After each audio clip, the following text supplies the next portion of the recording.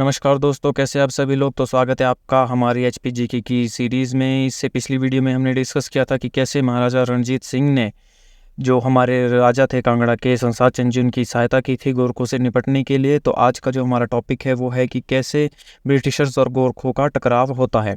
तो आइए चलिए शुरू करते हैं। इससे पहले कि मैं शुरू करूं, मैं बता देना चाहता हूं ये सीरीज़ आपके काम आएगी। हिमाचल प्रदेश के जितने भी गवर्नमेंट एग्ज़ाम्स होते हैं उन सभी में ये काम आएगी, चाहे वो एचएस हो, अलाइड हो, आपके टीचिंग रिलेटेड एग्ज़ाम हो, पटवारी हो, पुलिस के एग्ज़ाम हो, जितने भी एग्ज़ाम्स हो उन सभी में ये काम आएगी। तो शुरू करते हैं। यहाँ पे जैसे कि हमने पिछली वीडियोस में भी डिस्कस किया था कि संसार चंद जी ने कहलोर के राजा पर आक्रमण किया, और कहलोर जिसका पौराणिक नाम कहलोर था और आज का नाम है बिलासपुर, और बिलासपुर के राजा ने पहाड़ी राज्यों का संघ बनाया था और गोरखों को आमंत्रित किया था संसार चंद के विरुद्ध। तो गोरखों ने कहलोर के राजा मानचंद के साथ मिलकर 1806 में पहले तो संसार चंद को हराया। उसके बाद अमर सिंह थापा ने क्या किया कि 1809 में भागल रियासत आपको पता है, भागल पुराना नाम है अर्की का, उस रियासत के राणा जिसका नाम है जगत सिंह जी को भगाकर अर्की पर कब्जा कर लिया। मतलब गोरखों ने 1809 में भागल रियासत, अर्की रियासत के राणा को भगाकर वहाँ पे कब्जा कर लिया। और उसका जो बेटा था, मतलब कि जो अमर सिंह थापा का जो बेटा था, गोरखों का जो सरदार था अमर सिंह थापा, उसका बेटा जो रणजोर सिंह था, उसको सिरमौर पर आक्रमण करने के लिए उसने भेजा अमर सिंह थापा ने। फिर जो राजा करम प्रकाश था, जो उस टाइम सिरमौर का राजा था, उसने भूरिया, जो कि अंबाला में है आज के टाइम, भूरिया में भागकर अपनी जान बचाई थी। और जो जातक का किला था वो गोरखों के कब्जों में आ चुका था। तो आई होप आपको यहाँ तक समझ आ गया होगा। यहाँ पे हुआ ये कि गोरखों की एंट्री हो चुकी थी हिमाचल प्रदेश में, वो अपना जो एरिया है उसे लगातार बढ़ाते जा रहे थे। फिर 1810 में क्या हुआ, गोरखों ने हिंडूर पौराणिक नाम है नालागढ़ का, ठीक है। फिर उसने गोरखों ने क्या किया, 1810 में पहले हिंडूर मतलब नालागढ़, फिर और जुब्बल के क्षेत्रों पर कब्जा कर लिया था। मतलब आप देखते जा रहे हैं कि गोरखों ने हिमाचल प्रदेश के कई एरिया पे अब वो कब्जा करते जा रहे हैं। फिर अमर सिंह थापा ने क्या किया, जो बूशहर रियासत है, जो कि रामपुर है, रामपुर में बूशहर जो रियासत है, वहाँ पे 1811 में आक्रमण कर दिया। फिर क्या किया अमर सिंह थापा ने 1813 तक वो रामपुर रहा और उसके बाद वापस अर्की चला गया। उसने 1811 में बूशहर पर आक्रमण किया और उसके बाद वो वहाँ पे 1813 तक रहा और उसके बाद वापस अर्की चला गया, जिसका पौराणिक नाम है बागल। वहाँ पे वो चला गया और वहीं पे उसके बाद वो रहा। फिर क्या हुआ आगे, अब देखते हैं कि गोरखों और ब्रिटिशर्स के बीच में टकराव क्यों हुआ। यहाँ पे तो गोरखों ने क्या किया, सबसे पहले तो वो तो अपना राज्य बढ़ाते जा रहे थे, जो पहाड़ी जो हमारे राज्य थे हिमाचल के, वहाँ पे वो कब्जा करते जा रहे थे। लेकिन अब हम जानेंगे कि गोरखों और ब्रिटिशर्स में क्यों टकराव हुआ। अब उन्होंने टकराव इसलिए हुआ कि 1813 में क्या हुआ, अमर सिंह थापा ने सरहिंद के 6 गाँवों पर कब्जा करना चाहा, लेकिन जो 6 गाँव थे उसमें से जो 2 गाँव थे वहाँ पे ब्रिटिशर्स और सिख दोनों के कंबाइंड, मतलब उनके अधीन थे वो 2 गांव।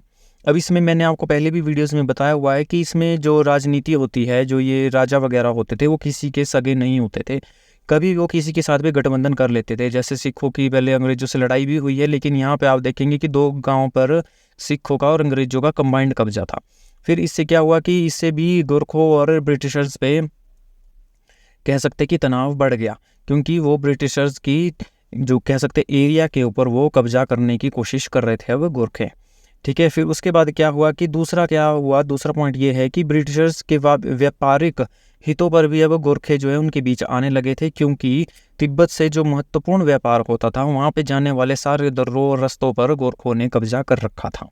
तो आप देख सकते हैं कि गोरखे ब्रिटिशर्स के जो हितों के भी वो बीच आने लग गए हैं।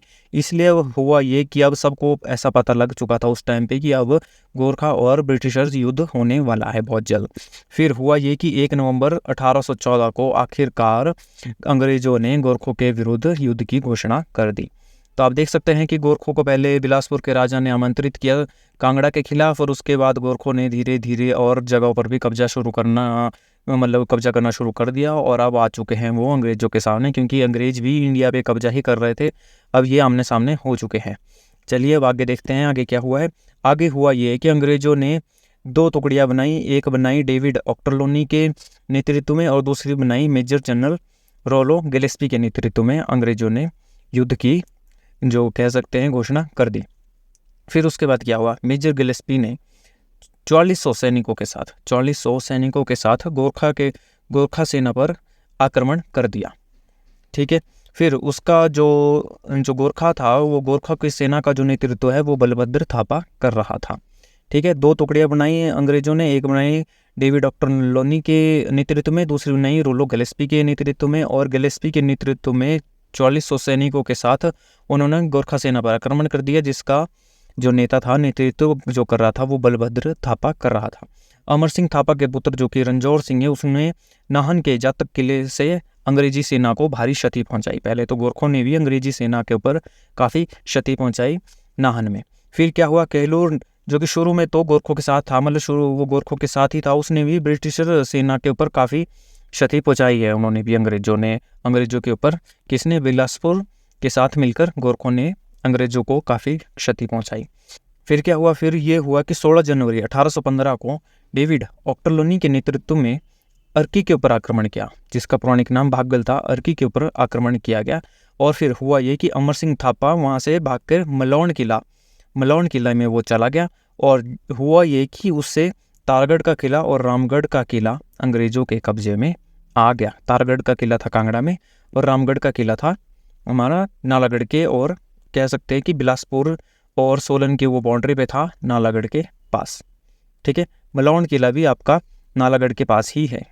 ठीक है, तो समझ गए आप कि अभी इसमें होता यह था कि ये जो स्ट्रेटजी होती थी वो ऐसी होती थी कि मान लो ये एरिया है, यहाँ पे भी अंग्रेज और गोरखे लड़ रहे हैं, एक जगह अगर कोई सेना हावी हो जाती तो उसका इम्पैक्ट दूसरी जगह भी पड़ता है, तो वहाँ पे भी दूसरी सेना हावी हो जाती है। और वैसा ही यहाँ पे भी हुआ, जैसा कि बताया कि डेविड ऑक्टरलोनी के नेतृत्व में जब अर्की पर आक्रमण हुआ तो अमर सिंह थापा वहाँ से भाग गया, मलौन किले में छुप गया, लेकिन हुआ ये कि बाकी जगह पे गोरखों की वो सेना कमज़ोर पड़ गई और वहाँ पे तारागढ़ का किला और रामगढ़ के किले पे अंग्रेज़ों का कब्जा हो गया। तो आई होप आपको समझ आ गया होगा।